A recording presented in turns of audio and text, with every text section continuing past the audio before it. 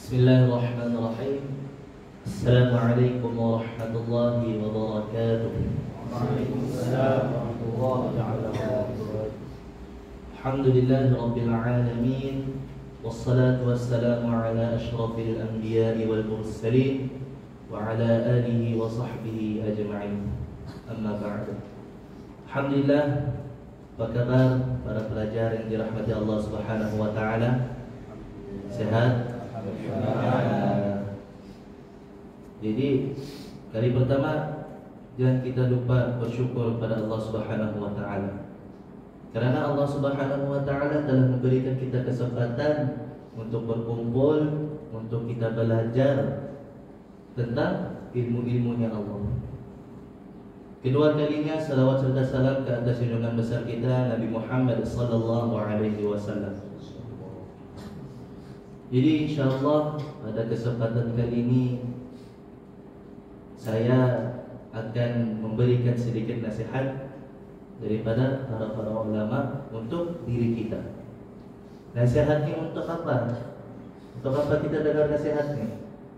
Nasihat ini kita dengar untuk kita merubah diri kita, untuk kita merubah yang bodoh jadi kepada yang pintar, yang jahil kepada yang baik, yang jahat, yang buruk kita ubah kepada kebaikan dengan kata-kata nasihat.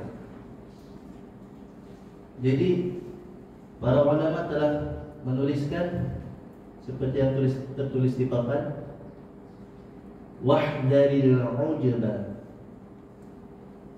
fa innahu minal muhbitati. Sekali lagi ya, wahdaril ujba fa innahu minal muhbitati. Maksudnya berhati-hatilah terhadap ujub,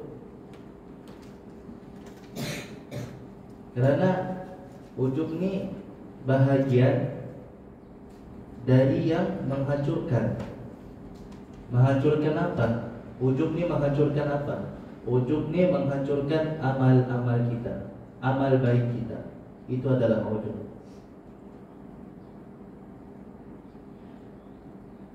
Qala Rasulullah sallallahu alaihi wasallam, Rasulullah sallallahu alaihi wasallam telah bersabda, al-'ujubu ya'kulul hasanati kama ta'kulun narul hataba. Sekali lagi, al-'ujubu ya'kulul hasanati kama ta'kulun narul hataba. Rasulullah sallallahu alaihi wasallam bersabda, ujub itu memakan seluruh kebaikan. Kama ta'kulun narul hataba, sebagaimana api yang memakan kayu bakar. Contohnya seperti apa? Kita mengumpulkan kayu bakar. Kita kumpul kayu bakar sehari, 2 hari, 3 hari, 1 bulan, 3 bulan. Kita kumpul kayu bakar tu. Lepas tu kita bakar kan kayu tu, satu persatu ia akan hilang kan? Begitulah ujub. Ujub ni akan memakan segala amal-amal baik kita. Kita buat baik, banyak kita buat baik, tapi kita ujub. Kita ujub dengan amal yang kita lakukan.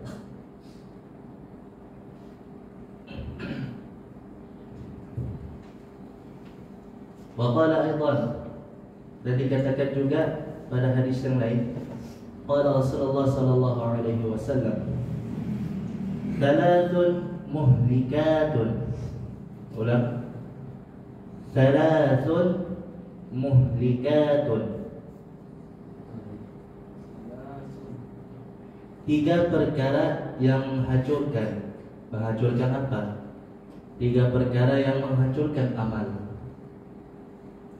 Syuhun muta'un. Syuhun muta'un. Maksudnya apa? Syuhun muta' ini maksudnya adalah bakhil yang ditaati. Paham? Bakhil yang ditaati ini macam mana? Contoh, bakhil yang ditaati ini dia rasa pelit, dia kikir, dia kedekut dengan apa yang dia ada. Dia rasa pelit, dia mau bagi, dia rasa bagikan dah. Itu adalah salah satu perkara yang akan merosakkan amal kebaikan kita. Kita bagi, tapi kita pelit. Kenapa aku bagi dia? Paham? Itu adalah syuhun muta'un yang pertama. Yang kedua, wahawa muttaba'un.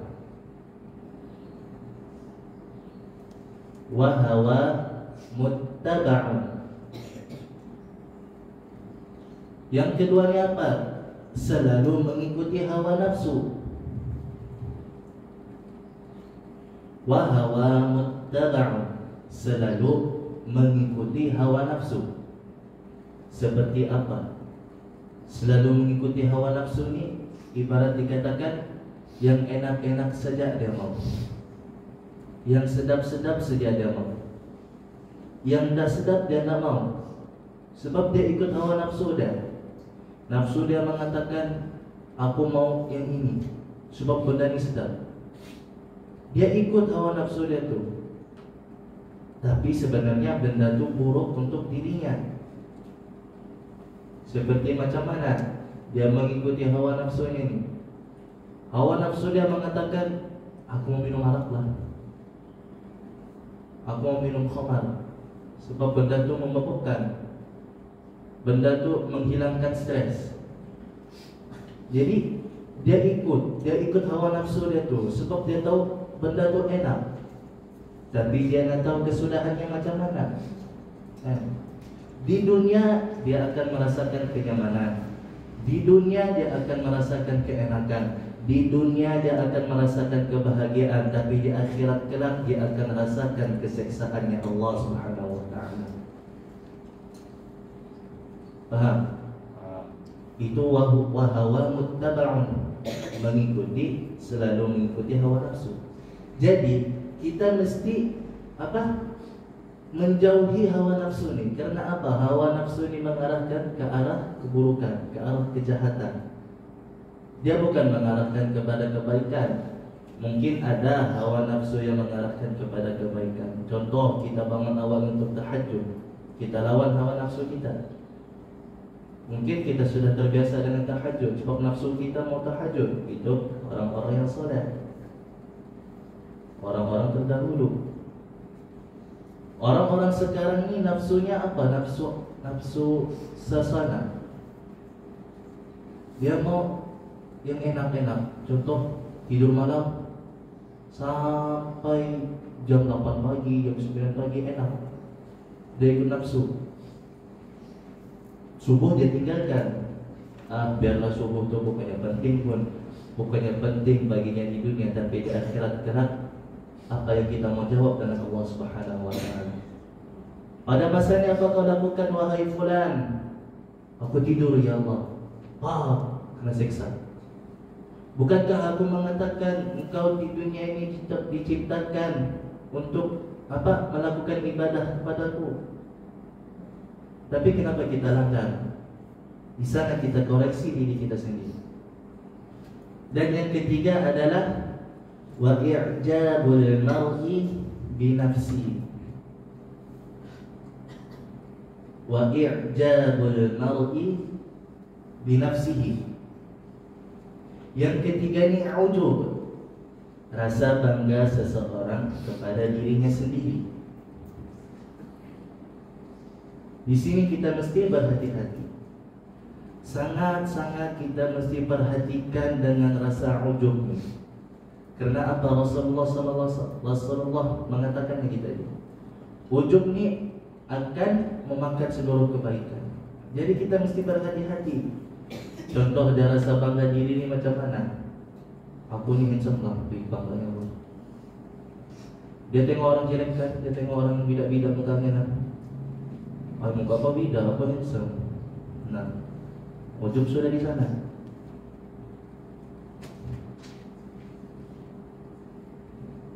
Jadi ulama mengatakan lagi, apakah ujub itu? Wal ujubu, ujub itu adalah ibaratun an nadharil insani ila nafsihi. Ujub itu adalah sebutan terhadap pandangan seseorang kepada dirinya, bi'aini ta'zimi, dengan pandangan keagungan. Seperti tadi yang saya katakan, ujubnya adalah sebutan terhadap pandangan dirinya, pandangan seseorang kepada dirinya dengan pandangan keagungan. Contoh, biasanya benda ujub ni akan terjadi, ada bahannya. Ujubnya akan terjadi, ada dia punya pot-potnya akan terjadi. Akan ada orang bilang apa? Keadaannya akan terjadi, ujubnya ada bahannya. Dia miliki benda ni. Contoh, dia kaya, seperti yang saya katakan tadi.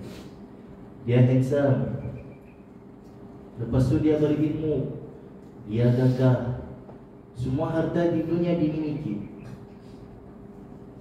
Itu adalah dia apa? Benda tu dia agungkan. Aku kaya. Kau apa? Beli pensel pun meminta sama aku duit. Aku kaya. Kau kenapa? Itu kita mesti hati-hati. Semua yang Allah bagi ni, kekayaan yang Allah bagi, ilmu yang Allah bagi, badan kita yang gagah Allah bagi, itu semua adalah anugerah Allah Subhanahu wa ta'ala. Allah bagi itu kenapa? Allah mau uji kita. Allah mau tengok perangai kita.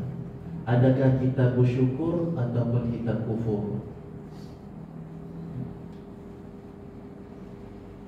Jadi kita mesti berhati-hati dengan apa yang ada pada diri kita. Lepas tu ulama kata lagi, wa ila ma yasquru minha bi'ainil istihsan, dan apa yang muncul darinya, bi'ainil istihsani, dipandang dengan pandangan yang baik. Contoh apa yang muncul dari dirinya ni adalah dalam satu hari ni, contoh si fulan, hari ni si fulan ni sedekah dengan anak yatim, sedekah dengan orang miskin, dia sedekah kepada sekolah-sekolah, dia sedekah kepada masjid-masjid. Lepas dia sedekah tu, dia pergi ambil selfie, dia ambil gambar semua sedekah dia. Lepas tu sedekah-sedekah, gambar-gambar yang diambilnya itu dihantarnya ke media sosial dengan caption, aku sudah sedekah, kamu bila? Faham? Aku sudah bersedekah, kamu bila? Daripada perkataan tu, kita boleh sedar orang tu ujub dengan dirinya. Orang tu bangga diri dengan dirinya. Kenapa? Dia sudah mengatakan, aku sudah bersedekah, kamu bila? Macam dia merendahkan orang lain lah. Macam tadi tu kan, dia anggap dirinya kaya, maka orang lain dia pandangnya rendah. Melainkan kalau dia dah hantar caption, alhamdulillah, aku sudah bersedekah, tapi dengan niat yang baik. Tapi kita mesti hati-hati juga dengan niat yang baik ni, kan? Kerana syaitan itu selalu menghasut kita, selalu menghasut kita kepada keburukan. Syaitan tidak akan berhenti menghasut anak Adam, tidak akan berhenti, kecuali orang-orang yang soleh. Kita ni soleh tidak, tapi banyak maksiatnya. Faham? Kita mau jadi orang yang soleh, tapi kita jadi sok-sok soleh. Faham?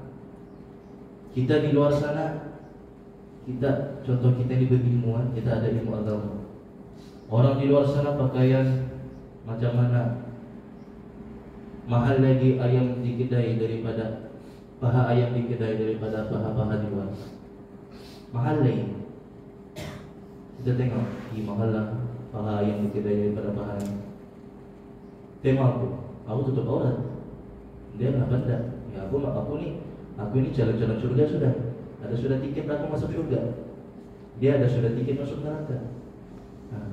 Kita mesti berhati-hati di sana. Mana tahulah kan kita yang sok soleh lagi masuk neraka paling dalam daripada orang yang di luar sana yang macam agama itu ya. Kita mesti hati-hati di sana. Dipandang dengan pandangan yang baik. Macam tadilah, dia anggap baik apa yang dia sedekah itu. Memang baik dia sedekah, tapi dia merasakan bangga diri. Bangga dirinya kita mesti hati-hati dalam diri kita. Apalagi kita ditahfiz ni, kita mesti hati-hati dengan diri kita. Kita mesti hati-hati dengan anugerah apa yang Allah telah berikan dengan kita. Contoh anugerah yang telah Allah berikan kepada kita, Allah berikan kita anugerah hafalan yang lancar. Allah beri kita anugerah suara yang sedap. Allah beri kita anugerah mudah menghafal. Kita patut syukuri semua benda tu. Bukannya kita bangga. Kita tanya member sebelah kan, kita baru cek bacaan. Pas cek bacaan itu kita sudah hafal. Kita tanya member sebelah, kau sudah menghafal? Belum, susah ayatnya. Kau pun, aku sudah. Cepat juga, iyalah. Iyalah. Dia bangga diri sudah. Cepat juga kau menghafal, iyalah. Jadi kita mesti hati-hati di sana. Contoh kita makmum, ada imam suaranya tidak sedap, kita bilang dalam hati kita. Dalam sembahyang pun ujub itu akan datang kan? Rasa bangga diri itu akan datang. Suara apa lagi sedap dari dia lah. Ya Allah, sakit hati aku dengar suara dia ini. Jadi benda itu kita mesti hilangkan. Kita mesti, di dunia ini kita semua sama di pandangan Allah. Yang membezakan kita adalah amal-amal kita. Kita semua ada mata, kita semua ada hidung. Kita dapat melihat, ada orang dapat melihat. Tapi semua itu Allah pandang sama, tidak ada yang beza. Allah ciptakan semua di dunia ini, yang handsome kah, yang bidak kah, yang tinggi kah, yang pendek kah, yang ramping kah, yang gendut kah. Allah ciptakan semua ini. Allah mau kita semua ni melakukan ibadah, bukannya kita melakukan kemaksiatan. Faham? Okay. Dan seterusnya lagi ulama mengatakan ini, wa anhu nasha'al idlala bil amal.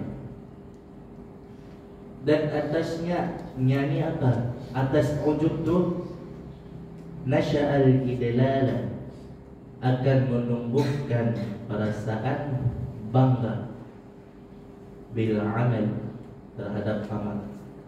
Faham? Ujub ni akan menumbuhkan rasa bangga terhadap amal yang kita lakukan. Mungkin sekali dua kali kita lakukan benda tu, okey lah.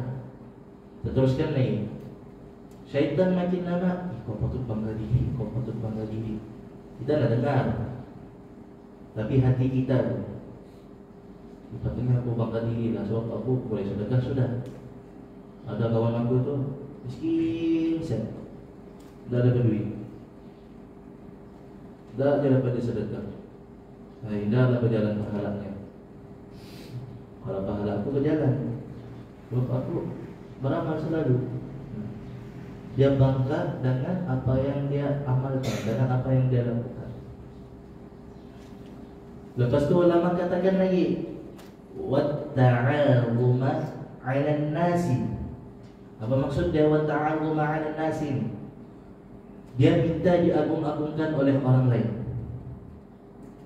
Macam tadi dia hantar status kan, dia hantar di media sosial. Lepas tu orang komen, Bagusnya kau itu, bagusnya kau sudah sedekah, aku belum lagi. Nah, itu kita mesti hati-hati. Ya. Ada orang cakap begitu kan? Oh iya betul lah juga kan aku sudah sedekah. Bagusnya kau kasih pangkalku. Nah, paham? Di sana kita mesti hati-hati dengan apa yang orang agungkan dengan kita. Orang agungkan kita punya amal, orang agungkan terhadap apa yang kita lakukan. Tapi hati itu mesti dijaga. Kita mesti koreksi hati itu. Hati ini dia akan kalah dengan nafsu kalau kita ikuti nafsu. Paham?